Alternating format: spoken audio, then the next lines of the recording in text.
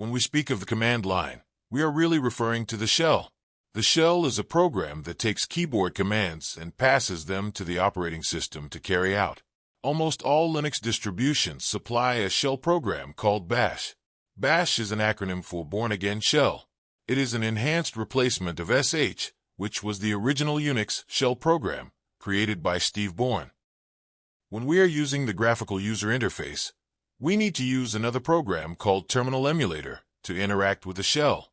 KD uses console, GNOME uses terminal, and we have lots of others like Kitty, Alacrity, etc. But they all basically do the same thing. They interact with the shell. I am using GNOME, so I have GNOME Terminal with me. Let's open it up.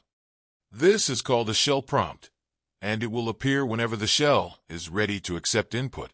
While it might vary in appearance somewhat depending on the distribution, it will typically include your username at the rate your machine name and followed by the current working directory. If the last character of the prompt is a hash mark rather than a $sign, the terminal session has superuser privileges. Means you can do pretty nasty stuffs and no one is going to stop you. So be aware. Let's try some typing. Write anything and press enter and see what happens. Because the command makes no sense at all, the shell tells us so and gives us another chance. If we press the up arrow, we will see that the previous command entered reappears after the prompt. This is called command history. Most Linux distributions remember the last 1,000 commands by default.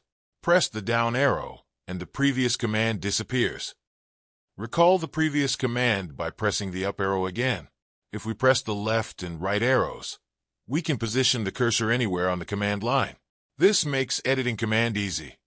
Just a note, if you are familiar with copy-pasting with Ctrl-C and Ctrl-V in Windows, do not bother to use that here, because those shortcuts will not work. These control codes have different meanings to the shell and were assigned many years before the release of Microsoft Windows. Although the shell is all about keyboard, you can also use a mouse here. If you select any text with your mouse, it will be copied to a buffer maintained by X. X is the windowing system. Means it's the underlying engine that makes the GUI work. Don't worry about it for now. Press the middle mouse button to paste. Go ahead and try it out. Let's try some simple commands. Type date and press enter. The date command will display the current date and time. A related command is cal, which is by default, displays a calendar of the current month. Even if there is no terminal emulator running, several terminal sessions continue to run behind the graphical desktop. We can access these sessions, called virtual consoles, by pressing Ctrl-Alt-F1 through Ctrl-Alt-F6 on most Linux distributions. When a session is accessed, you need to log into it to use it. Use Ctrl-Alt-F1 through F6 to switch from one console to another. On most systems, press Ctrl-Alt-F7 to return to the graphical desktop.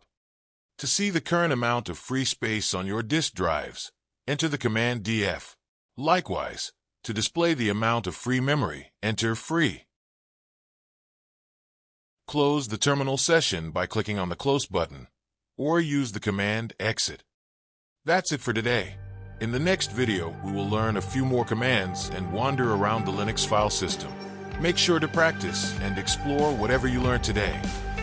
Please share this video with your friends and include all of them to our journey to master the Linux command line. See you on the next one.